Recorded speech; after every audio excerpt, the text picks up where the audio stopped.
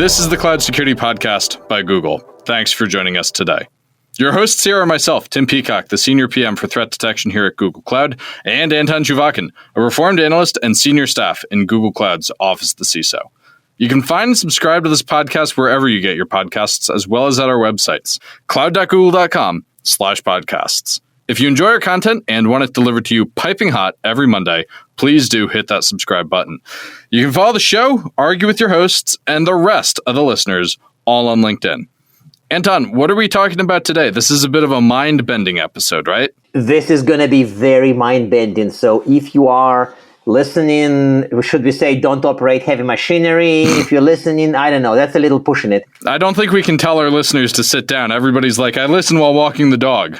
Listener, you must sit down. Otherwise, expect shock. I don't think we are quite in that territory. But maybe don't open your backhoes, which open gateways to hell during this episode. That's right. Just basically put it on pause.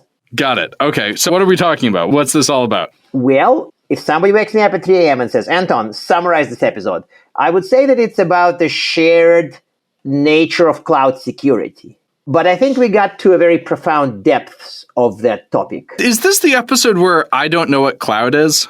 I fear that you're right, Tim. Yes. It is the episode where we question the very meaning of the fabric of the cloud. Sorry, I'm trying to sound ominous, but I sound clownish instead. Yes.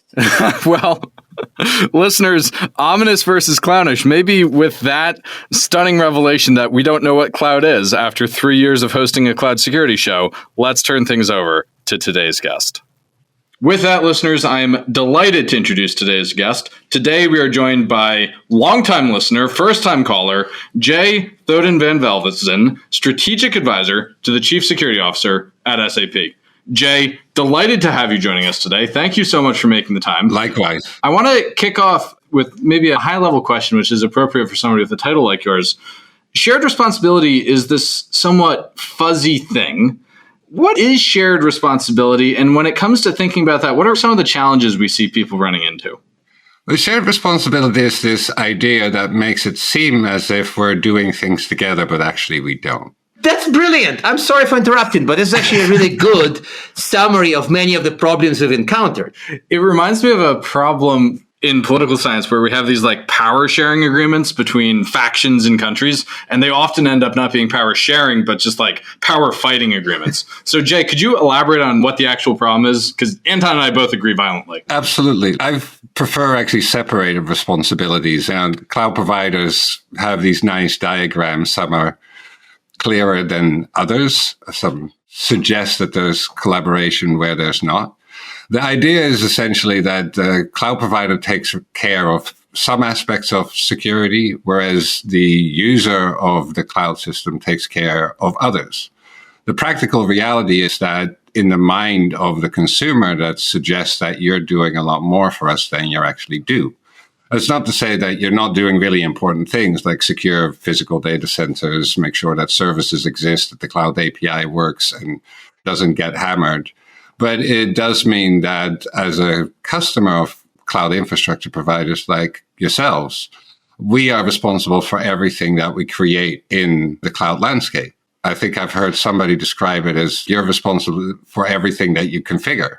Like you get this empty virtual data center that you get the keys to, but aside from a default VPC, there's nothing there until you create it. And everything that you create, you have to actually secure. And I think that's quite often misunderstood. Everything the config touches is your kingdom. That's right. But also everything that you create, you're responsible for it. Actually, that's a much clearer take than you hear from some cloud providers sometimes. Because it's what we encounter is usually people quote very easy examples. Like they say, hey, I am the cloud provider. I do hardware and physical. You are the client. You do the apps. And everybody nods violently, and everybody says, yep, very clear. And then I say, threat detection. And then it's like, well, wait a second. To quote you from a minute ago, the separated responsibility cannot really be separated in this case. It is very joint. Hardware, separated. Application you just wrote, separated. Threat detection, not separated. So how do you deal with that? You don't even have to go that far, right? The three common sources of security incidents are cloud misconfigurations, vulnerabilities and leaked IAM overprivileged stuff. Like, it's been like that for 5 years. It hasn't moved at all. 10. The first CSPM 2013. So 10 years. There you go. But all of these are things that the user of the cloud services is responsible for, right? Like, in a way, it's happy for our customers that we sit in between so that we essentially become, to joke, a giant platform engineering team that then provides applications so that the customer doesn't have to take care of infrastructure and key management and network configuration and so on. So I guess the good tactical question would be, so for the areas where the separation is inachievable or unachievable, how do you think about shared responsibility? If you think, you're right, the top areas like identity, like configurations are largely inseparable, unlike hardware and the app you just wrote to an extent. But how do you work with this? Like, are there other models we can invent? Of course, we can put our marketing hats on and start talking about shared fate. But I was actually going to go there myself. Okay. The shared fate is different cloud providers have different levels of secure defaults in their landscape. There's some cloud providers where it's easier to get it wrong. Like when we first started with our cloud security programs, we had a bunch of them in the same room. One of them admitted that the defaults were set for ease of onboarding because we'd like everybody to use our services. Totally understandable from an economic perspective, but there comes a point where you start thinking, like, do we not have a slightly broader responsibility to help our customers to run more security in the cloud? And so to me, this is, again, shared fate was born ultimately out of frustrations with shared responsibility, where we say, hey, you have stuff that in theory exists on the other end of the line, but ultimately we know enough about how it's built, how it runs, and ultimately it's our cloud. So we would share rather than separate. So to me, maybe if there's a continuum from separated responsibility to more jointly doing things, shared fate is that model. So is this coherent or not? We don't say it on our Shared Fate webpage, if anybody cares to hear. It is, but like, think of it. There was a really good sentiment in the US White House National Cybersecurity Strategy. There was? You may not agree, but like, one of the things is that we are better equipped than most of the users for our landscapes to secure the landscapes than they are. Right? Like, there's history behind this that specifically in SAP landscapes, these are the systems that nobody wants to shut down, so there's never really time to patch. So these things accumulate, and you get these CISA announcements every so often, like, please patch a 5-year-old vulnerability in your landscape because we see it in the wild or something like that, right? So there are reasons for us to help customers be more secure in the cloud by keeping applications updated for them rather than requiring them to do it, provide secure defaults, provide templates, and so on. We've done that already in the ERP world on-premise for some time. And in the cloud, that only becomes more important. So, Tim, actually, as a funny aside, remember our discussion about on-premise thinking versus cloud thinking? Yes. For an organization that is used to building more things for customers inside their environments, it kind of becomes almost more cloud aligned, even though it was born on premise. Maybe I'm rambling, but what I'm trying to say is that if you are a large, complicated software vendor, like the one that Jay works for, right, you almost have to play a little bit with things that customers have in their environment. They think of them as their own configuration, all that stuff. If you just say, here's some complexity, you do it securely, it's not going to end well. No, so in that That's land, how that works. It has to be, it's almost like your shared fate. You have to live with that. Otherwise, you would have constant problems with customers. In many ways, SAP has been a cloud provider longer than we have when you think about how complicated their stuff is and how that interactive thing works. Anton and I were actually arguing at lunch today about what is cloud. Jay, maybe as an aside. What would our audience say? The 2+ year cloud security podcast hosts met up for lunch and said, What is hey, cloud Tim, what's anyway? cloud? And I'm like, I don't know, but do you know? we actually didn't know though, listeners. And so, Jay, while Anton and I are over here eating crayons for lunch, do you know what cloud is? No, it's a really fair question because it depends entirely what your perspective is. It's not even the same for me as it is for the lines of businesses that deploy solutions in the cloud. Like, I have a very broad perspective and think in terms of both cloud infrastructure security and threat detection across that landscape? And do we have enough tooling and deploy all the sort of language that you guys understand? But once it gets into the actual nuts and bolts of deploying all these landscapes, integrating the applications together, working with the customer to get all the RBAC right within those things.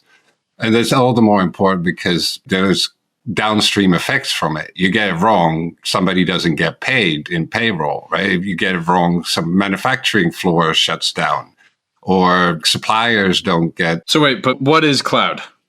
What makes something cloud? Oh. Yeah, see, it's a hard question. No. It's a good point. It's a really hard one because now you get into cloud mindset stuff, which is unfortunately where I feel like you have to kind of convince every individual individually. For somebody, it's like seeing a CI/CD. That's not very scalable and not very cloudy. No, it's horrible. It's horrible. I have a book tip at the end that might help with this. So pets, cattle, and humans. There's a third category. You have to convince. No, absolutely. I completely agree with that. Unfortunately, and I think it happens despite cloud having taken 10 years at least, like for some it's 5, for some it's shorter than that, is the practices of doing it right, actually doing it right, not like thinking about doing it right or 5 key things to do is like fix your asset management. Yes, that's a 3-year program potentially, right? So actually doing it right, we're only really starting to have these debates more publicly. It's very hard to get these topics into security conferences. They're on like cloud conferences or CI/CD or DevOps conferences. I think the amount of attention to sort of cloud stuff that you see in the more traditional ones still very hard. Like simple things like cloud ransomware, right? Like the SaaS Institute is now talking about that. We've been talking about that for a while. It's like all of that is cloud API stuff, and all your prior detections are looking for things that the attacker don't even care about. Yeah, who cares about malware when you can delete all the crypto keys? Right, so we have to think very differently. Yeah. Still, we don't know what cloud is, though. It's can I please like hide under my table, under our table here, and avoid this question because otherwise we're gonna paint ourselves into a corner, like, and get very philosophical. And the worst thing, we may end up at the whole somebody else's computer thing, which we're not gonna go there.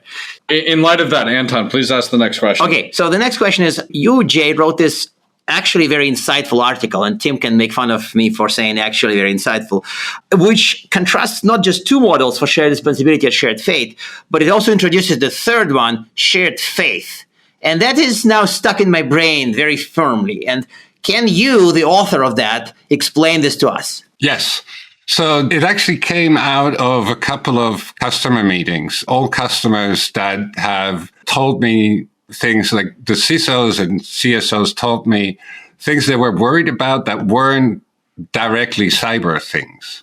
I have one of them tell me, like, Jay, if SAP doesn't work in the cloud, we might have an environmental disaster on our hand. And I had the same reaction because you don't realize like how you get to this step. And you talked me through that. And this was a dairy cooperative in New Zealand with thousands of farmers and cows. And if the SAP system doesn't work, they can't process milk. What are you going to do? Are you going to tell the cows to stop making milk for a day? So after a couple of days, all the storage is full, or however short that period is, and it goes into rivers and streams and across the fields because you have to get rid of it somehow. That's the kind of downstream effects that you get when you mess with an SAP system. Literally downstream. Right. Global supply chains might screw up.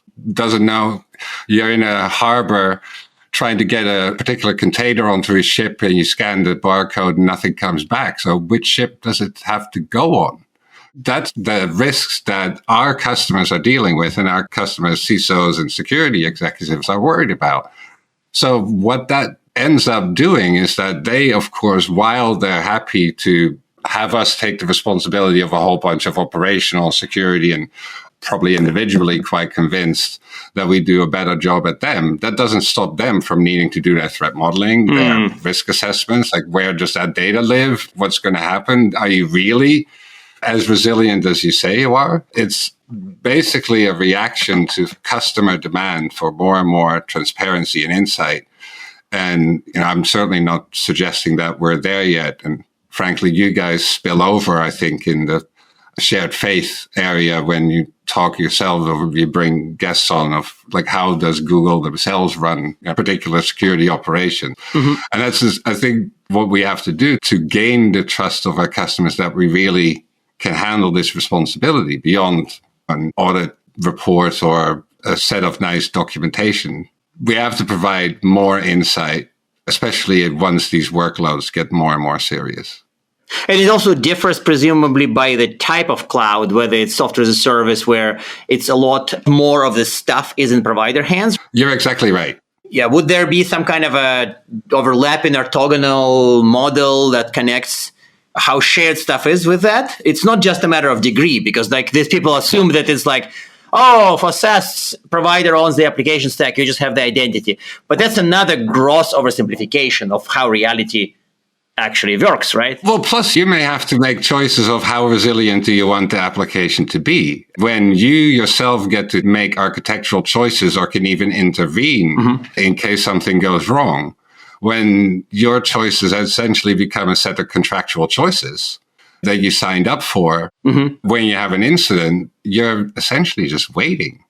Right? I don't want to scare people because obviously we have a whole bunch of folks looking after that stuff. But like if you put it in the position of a customer, there is a certain psychological effect simply by digging through logs to get the feeling that you're doing something. You are doing something. If you're literally waiting for your enterprise application cloud provider to give you an update, I can certainly understand that that's a very nervous situation. You are almost inducing a fear of SaaS in my mind. And I love SaaS. I use a lot of applications that are software as a service. And I do occasionally think about this, but ultimately you are right. In many cases, for software as a service, most of the things you can do is either contractual or monitoring if they expose logs, and maybe a paper posture assessment. Yeah, but look, it is a question of control and perceived control. We're still talking about, is the provider better equipped to keep a system up to date and even sometimes remind you like, look, we see what the state of the landscape is, we need you to do something, versus